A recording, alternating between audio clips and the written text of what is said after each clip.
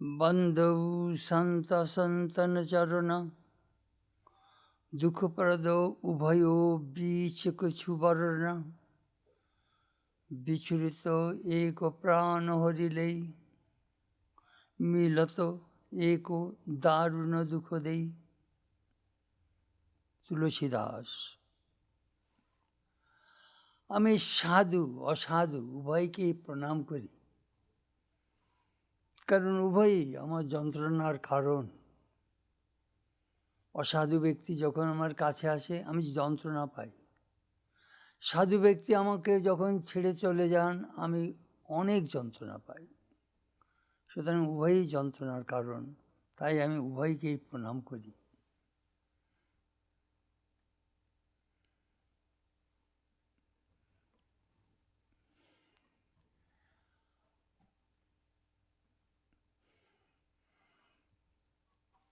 পূজ্যপাদ president মহারাজ, উপস্থিত সাধু এবং ভক্তবৃন্দ,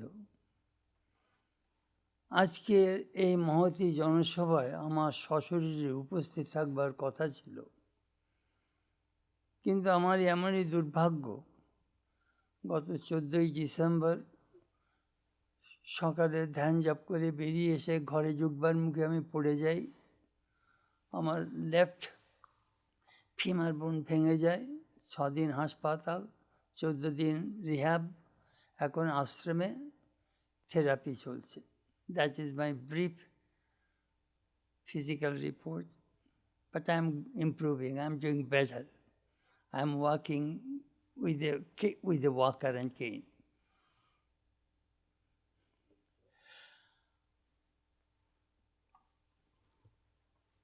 স্বামী ভূতেশানন্দজি মহারাজের 125 বর্ষ পূর্তির উপলক্ষে এই সভার আয়োজন হয়েছে।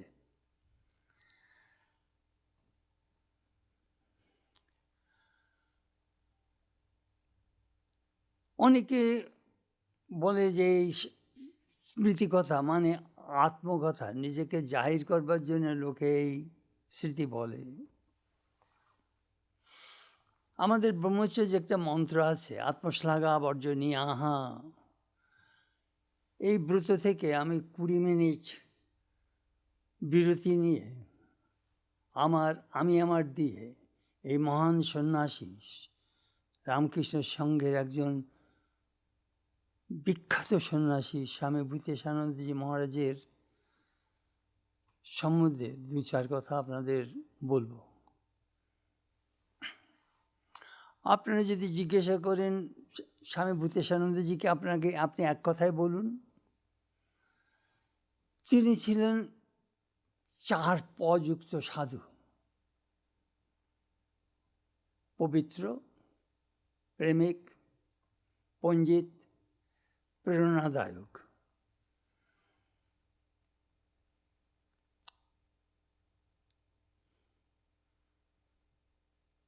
তিনি আনন্দময় পুরুষ ছিলেন। তিনি সবাইকে আনন্দ আর শান্তির কথা বলতেন, আনন্দ দিতেনও। মানুষের যা আছে তাই তো লোকে দিতে পারে, তেন আনন্দ ছিল ভিতরে, তাই সবাইকে আনন্দ দান করতেন। এই আনন্দ আর শান্তি বাজারে কিনতে পাওয়া যায় না। সাধুর সঙ্গে আধ্যাত্মিকতার ভিতর দিয়েই এই আনন্দ আর শান্তি মানুষের কাছে আছে।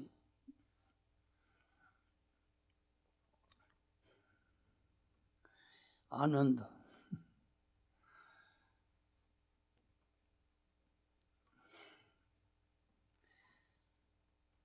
ভূতেশানন্দজিকে আমি প্রথম দেখি 14ই জুন 1960 সালে কলকাতার অদ্বৈত আশ্রমের 4 ওয়েলিংটন লেনে।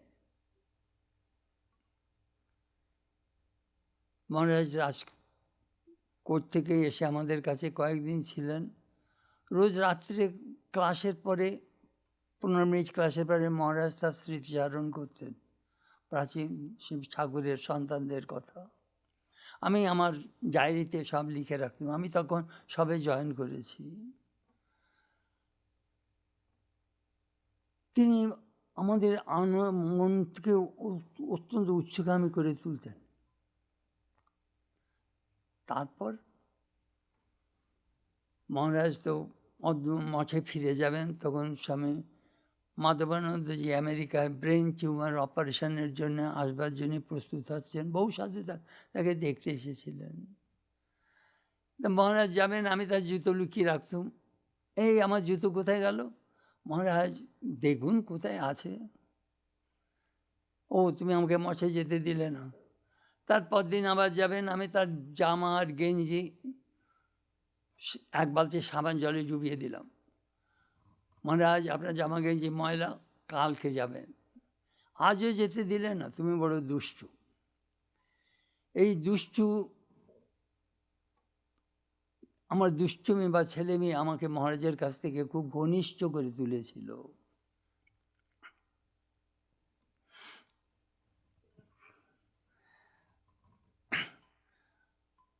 1971 সালে আমাকে আমেরিকায় পাঠানো হয় হলিউডে। স্বামী নির্বাণানন্দজির আদেশেই আমি এদেশে আসি। তিনি আমাকে খুব স্নেহ করতেন। তাই আমি ভূতেশানন্দজির কাছে যে বললাম, মহারাজ আমার 34 বছর বয়স, আমাকে আমেরিকায় পাঠাচ্ছেন, একজন প্রাচীন সাধুদের পাঠান। আর জানেন আমি যদি আমেরিকায় চলে যাই আমি কি হব? আমি রামকৃষ্ণ হিপি হয়ে যাব। আপনি তখন কি করবেন? আমার কথা শুনে মহারাজ হাসতেন। তারপর একদিন বললেন যে তুমি কালকে সকালে আমার ঘরে আসবে, আমি তোমাকে টেবিল ম্যানারটা শিখিয়ে দেবো। গেলাম তার ঘরে। এক পিস পাউরুটি, একটা সিঙ্গাপুরি কলা ছোট, আর বোধহয় মন্দির থেকে মহারাজকে একটা সন্দেশ দিয়েছিল, সে সন্দেশটা আমার জন্য রেখেছিলেন, আর বেলুন মাছের এক কাপ চা। এই হলো আমার ব্রেকফাস্টের মেনু। তারপরে মহারাজ বললেন একটা সেন্টেন্স, বিদেশিকে ভালোবাসার দ্বারা স্বদেশী করে তোলো। That's it, one sentence, that is my table manner শিকার। মহারাজের কাছে প্রাণ খুলে কথা বলা যেত।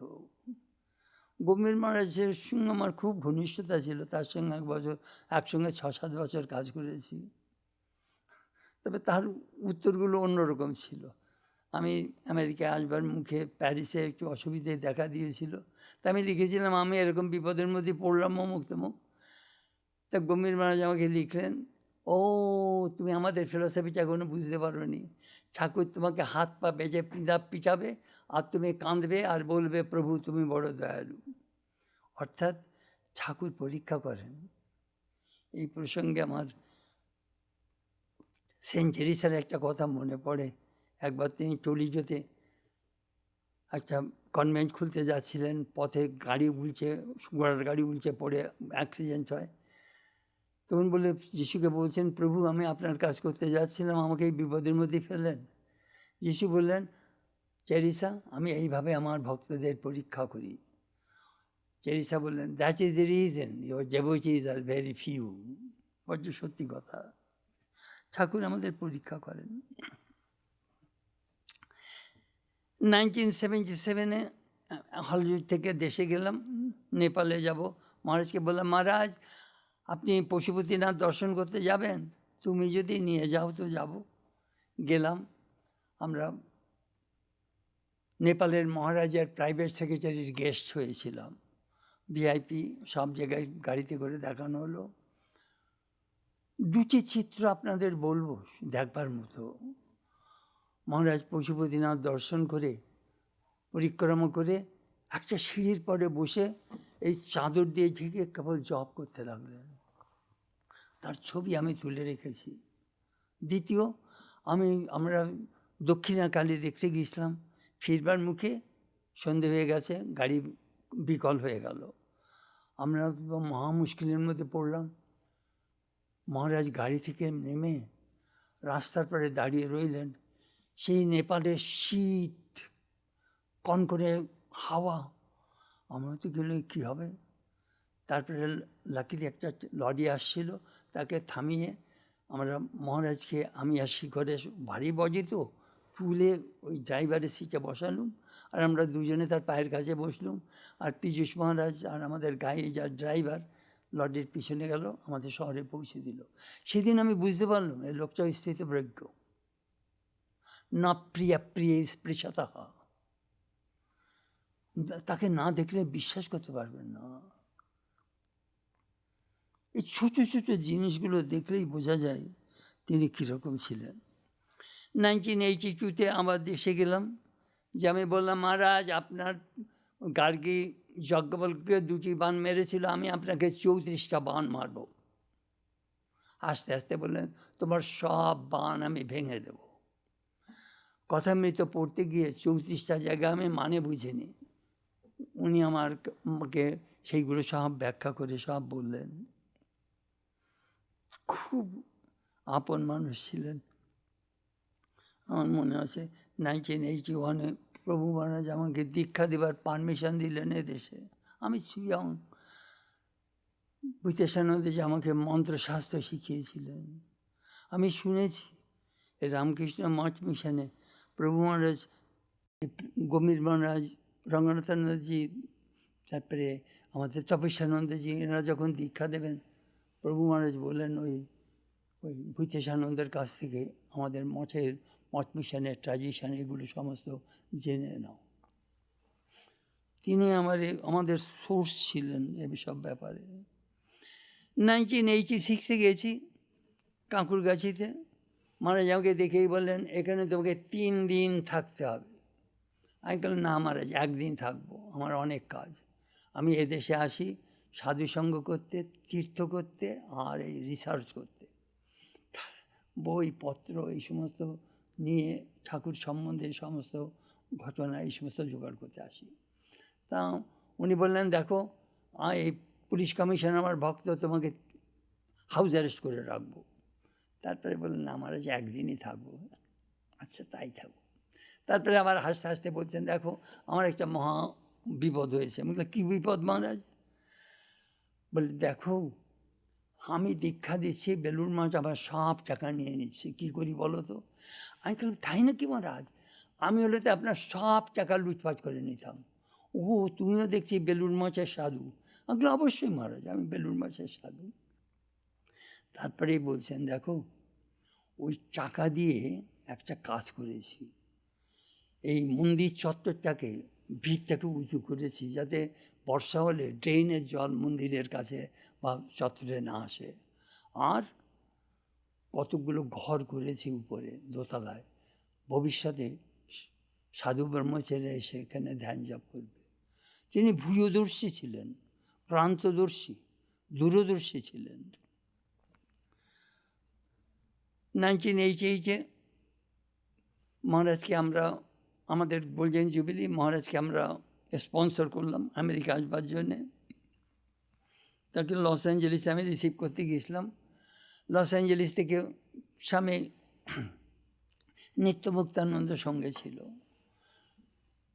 লস অ্যাঞ্জেলিস থেকে আমরা ট্রুবুকোতে মহারাজ বক্তৃতা দেবেন, আমি ইন্ট্রোডিউস করে দিলাম। আমি বললাম I told the devotee, here is a স্বামী deeply spiritual and extremely learned. He is like ivory is covered with gold. মহারাজ শুনলেন কোল। উনি বক্তৃতা দিয়ে বললেন চেতনানন্দ আমাকে বলল আইভরি ইজ কভার্ড উইথ কোল, আমার গায়ের রং কালো আর আমার ভিতরের হাড় সাদা, এই জন্যই বোধহয় চেতনানন্দই বলল। আমি তো এম্বারাস। তারপরে বক্তৃতা হয়ে গেলে আমি তার ঘরে গিয়ে বললাম মহারাজ আপনার বিরুদ্ধে আমার কমপ্লেন আছে। কি কমপ্লেন? আপনি সবার সামনে আমাকে বেইজ্জত করেছেন। আমি বললাম গোল্ড, আপনি শুনলেন কোল। মহারাজ হো হো করে হাসতে লাগলেন।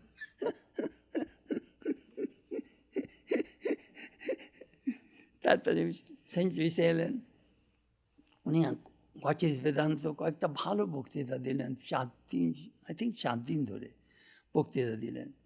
তারপরে আমি একদিন বললাম মহারাজ আপনাকে এখন বিক্রি করে আমরা টাকা আয় করছি। কীরকম? আপনার বক্তৃতাগুলো ভিডিও টেপ করেছি, এখন লোকে কিনছে। উনি হাসতেন। তারপরে মহারাজ তো দই খেতে পছন্দ করতেন, মিষ্টি দই। আমি একদিন হোল মিল্ক, আমেরিকা 1% 2% নানান রকম মিল্ক পাওয়া যায়, তা হোল মিল্ক কিনে গরম গাঢ় করে জাল দিয়ে নুন চিনি দিয়ে, আর জাননের একরকম এখানে দই পাওয়া যায়, তাই দিয়ে দই তৈরি করেছি, কিন্তু দই জমলো না। তারপরে স্টোভে ঢুকিয়ে দিয়েছি, তাতেও জমলো না। খাওয়ার সময় বলে, মহারাজ আমার মনে বড় অশান্তি। কীরকম? আপনাকে দই খাওয়াবো বললে দই তৈরি করলাম, আমার কিন্তু দই ভূগোল হয়ে গেছে। ভূগোল? পৃথিবীর 2 ভাগ জল 1 ভাগের স্থল, আমার দই 2/3 লিকুইড 1/3 সলিড। ওই তোমার সলিড থেকে একটু দাও। মহারাজ খুশি হয়ে খেলেন। তারপরে অবশ্য পরে দই করে আমাকে খাওয়ানো হয়েছিল। তারপরে হলো কি জানেন, আমি একদিন মহারাজকে বললাম, মহারাজ আপনাকে একটা জিনিস দেখাবো, the greatest show on the earth, আপনি জীবনে দেখেননি। আরে তুমি আমাকে কী দেখাবে, আমি জীবনে কত কী দেখেছি। না, আপনাকে দেখাবোই দেখাবো। বেশ, দেখাও। মহারাজ নিত্যমুক্তানন্দ, আমি আর নীল, একজন ব্রহ্মচারী, আমরা 4 জনে গেলাম রিংলিং ব্রাদার্স বার্নাম বেইলি সার্কাস, এই আমেরিকার বিখ্যাত সার্কাস, বেস্ট সার্কাস। আমি কয়েকবার দেখেছি। মহারাজ অর্ধেক দেখে বললেন, চলো এবার ফিরে যাই। আসলে এত দামি টাকা দিয়ে টিকিট কাটলাম, আপনি বললেন চলে যাই। মহারাজ চলে এলেন। উনি আমাকে বললেন না কেন তিনি সম্পূর্ণটা দেখলেন না। তারপরে 1990-তে দেশে গেছি, তখন মহারাজ প্রেসিডেন্ট। আমি যে বললাম, মহারাজ আপনি প্রেসিডেন্ট হওয়াতে আমাদের একটা লোকসান হয়ে গেল। কীরকম? আপনি কথামৃত শেষ করেননি। আপনি ক্লাস নিতেন, কথামৃত 4th ভলিউমে এসে আপনি থেমে গেছেন। মহারাজ কথামৃতের ক্লাস নিতেন, উপনিষদের ক্লাস নিতেন। আমি আমেরিকা থেকে ম্যাক্সওয়েল বেস্ট ক্যাসেট টেপ পাঠাতুম, ওইগুলো রেকর্ড করে সেগুলো ট্রান্সক্রাইব করে ওই বইগুলো বেরিয়েছে। তা মহারাজ বললেন, তুমি ঠিকই বলেছ, এখন এরা আমাকে প্রেসিডেন্ট করে দিয়েছে, দেখো এখন এই দীক্ষা দেই আর প্রণাম নেই, আর কোনো কাজ নেই, ক্লাস নিতে পারছি না। মহারাজের সঙ্গে প্রাণ খুলে কথা বলা যেত।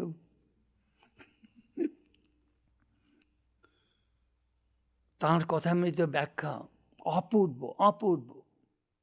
আমাদের অনেক সাধুরা ব্যাখ্যা করেছেন, প্রজ্ঞানানন্দজির বাণী ও বিচার বহু সাধু ব্যাখ্যা করেছেন। মহারাজের ব্যাখ্যার কাছে কাউরির ব্যাখ্যা দাঁড়াতে পারে না। তার কঠোর উপনিষদ আর মুঞ্জক উপনিষদের ব্যাখ্যা বেশ করে আমি ক্লাস নেই এদেশে। একদিন আমি জিজ্ঞাসা করলাম, মহারাজ উপনিষদের কোন শ্লোকটা আপনার সবচেয়ে প্রিয়? তা উনি বললেন, যত উদাকাম শুদ্ধি শুদ্ধম তাদের গিয়ে ভবতী এবং মনের বীজানিত আত্মা ভবতী গৌতম। একবার না মহারাজ, ওই শ্লোকটা আপনার প্রিয় নয়। কোন শ্লোকটা প্রিয়? আত্মানাম চেদ বীজানিয়াত অহমস্মৃতি পুরুষা কিমিচ্ছন কৈশ্য কামায় শরীরম অনুসঞ্জরেত, এই শ্লোকটা আপনি অধিক জায়গায় বলেছেন। আমার সঙ্গে খুব প্রাণ খুলে কথাবার্তা হতো। 1923 সালে 1993-তে মহারাজের কাছে গেলাম। তিনি পার্লামেন্টে শিকাগোর 100 ইয়ার্স কমপ্লিশন, মহারাজ বক্তৃতা পাঠ করলেন। আমি যে বললাম, আপনি বক্তৃতা পাঠ করলেন কেন? আপনি তো এক্সটেম্পোরারি বক্তৃতা দেন।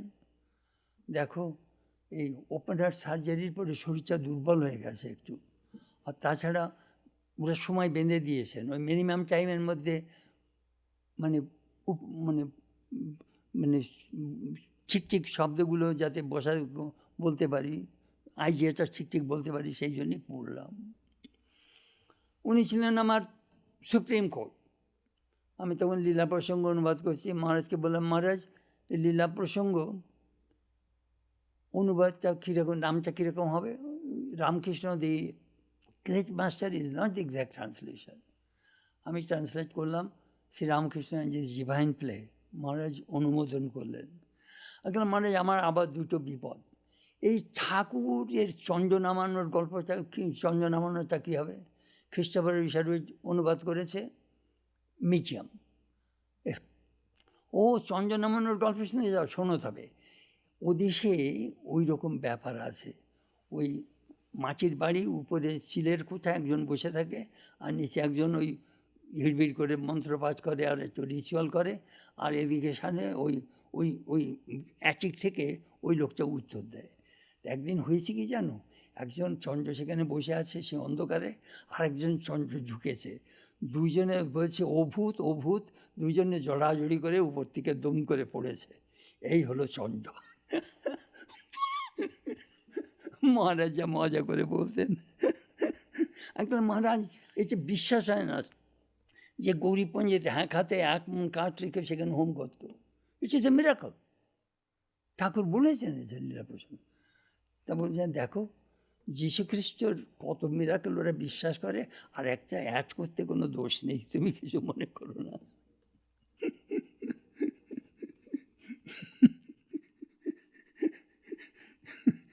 একদিন বললে মহারাজ 1997 মনে আছে, 96-এ মহারাজ আমরা সান ফ্রান্সিসকো কনভেন্টে গেলাম, একজন সন্ন্যাসী আমাদের 10 জন সাধুকে জিজ্ঞেস করছে what is the main thing in spiritual life.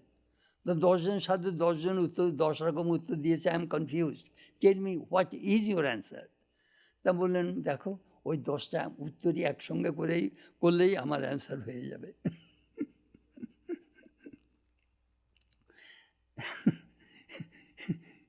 একদিন আমি বলছি না হচ্ছে কি বলো, হচ্ছে। একবার মহারাজ আপনি তো জানেন আমি বাঙাল। আরে জানি বাড়ি কোয়ানে খুলনে নাতি খাতি বেড়া গেল, শুতেই পারলাম না। আমি দেখলাম এই সাধুটা বাপরে বাপ আমাদের গ্রামের কথাও জানে। দুজনে একসঙ্গে বেড়াতাম ওই বিকেলবেলায় ওই মনের মাংস বাজার প্রেসিডেন্টের বারান্দায়। তা লোকে দেখলাম বেড়ার ওদিক থেকে ওনার দিকে তাকিয়ে আছে। ওরা কি দেখে বলো তো, আমার ভূতের মতো চেহারা, কালো বুড়ো, দেখতে মোটেই ভালো না, ওরা কী দেখে?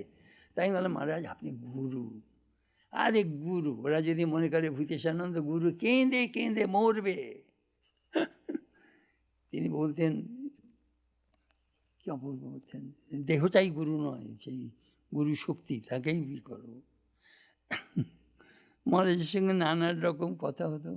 আজ বলেছি মহারাজ আমার সুপ্রিম কোর্ট ছিলেন।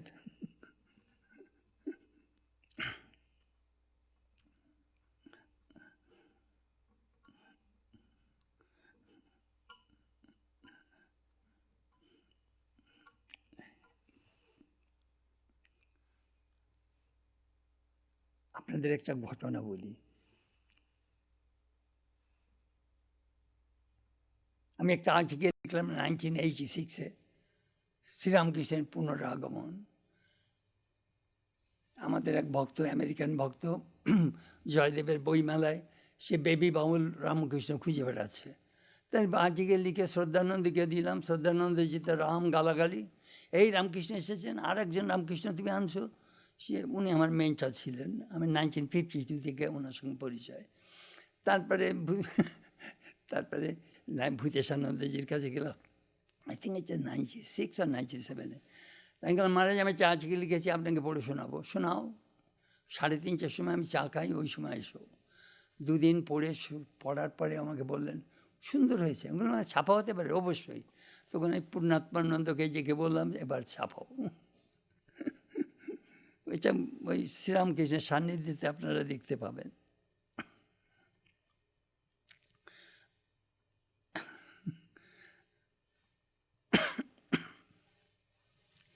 একদিন আমি বললাম মহারাজ আপনাকে 1960 থেকে 1997 অবধি দেখছি,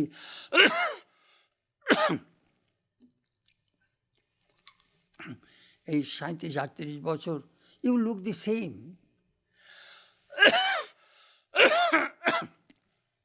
তা আমায় বললেন তুমি সেমের গল্প জানো? বলুন। একজন ওল্ড ব্রিটিশ ম্যান,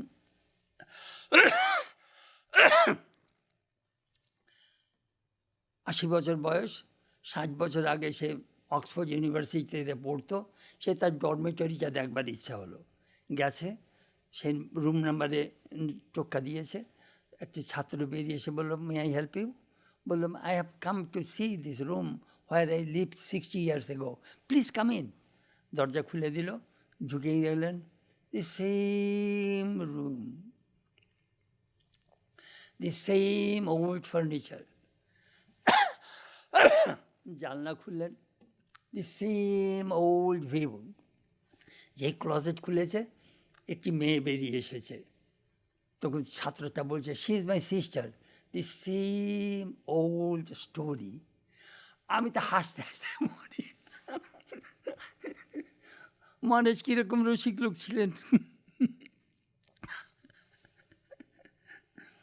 একদিন আমি জিজ্ঞেস করলাম, মহারাজ আমার একটা প্রশ্ন আছে, বলো। মানুষ ভগবানকে ভালোবাসে, এটা শাস্ত্রে আছে, মানুষটাই তো শাস্ত্রে লেখে, কিন্তু ভগবান মানুষকে ভালোবাসে কোন শাস্ত্রে আছে বলুন? আমরা মিস্টিকদের জীবন দেখলে বুঝতে পারি তাদের প্যাশন, লাভ ফর গড। হ্যাঁ, ভাগবতে এর কিছু কিছু বর্ণনা আছে। আমাকে শ্লোকগুলো বললেন না।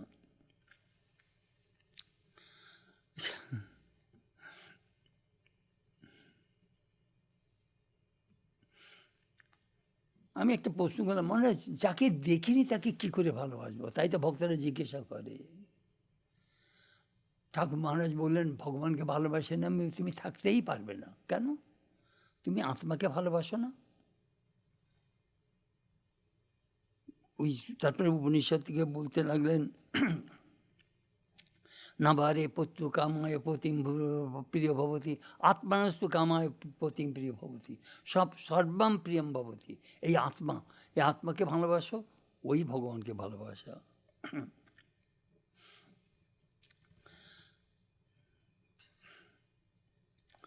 আমার মনে আছে, আমি যেদিন 1997 মহারাজের কাছে বিদায় নিতে গেছি, I shall never forget, তিনি আমার মাথাটা তার বুকে রেখে বললেন, I can't say good bye, come back again. এখানে আসন আছে, যাব নাই, বললেন। আমি বললাম, মহারাজ আপনি আমায় আশীর্বাদ করুন। আমি 10,000 মাইল দূর থেকে রোজ এই বেলুড় মঠে এসে ঠাকুরকে প্রণাম করি, আপনি আমাকে আশীর্বাদ করুন। মহারাজের আশীর্বাদ, অনেক ভালোবাসা অনেক পেয়েছি। সামান্য কিছু আপনাদের সঙ্গে মানে শেয়ার করলাম। আরও কত কথা মহারাজের সম্বন্ধে বলবার ছিল, কিন্তু আমার সময় সংক্ষিপ্ত।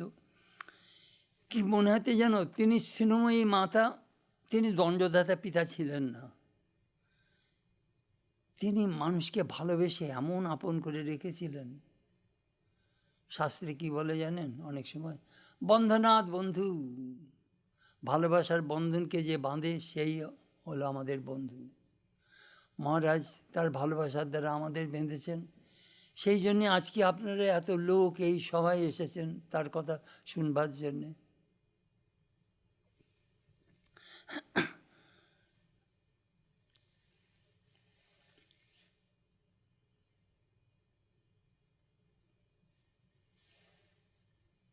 তিনি আমাদের প্রকৃত বন্ধু ছিলেন।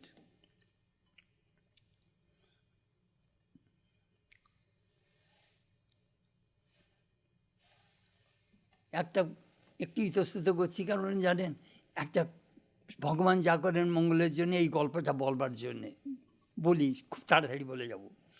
এই গল্পটা ঠাকুর বলেছেন, কিন্তু লীলা প্রসঙ্গে কথামৃতে কোথাও নেই, একমাত্র প্রেমানন্দের পত্রাবলিতে আছে, ভগবান যা করেন মঙ্গলের জন্য।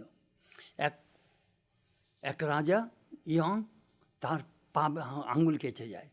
তখন মন্ত্রী বলল, সবাই তাকে খুব সান্ত্বনা দিচ্ছে। তখন মন্ত্রী বলল, ভগবান যা করেন মঙ্গলের জন্যে। তখন রাজা মন্ত্রীর কথায় বড় বিরক্ত হয়ে বলল, চলো আমরা সব শিকারে যাব।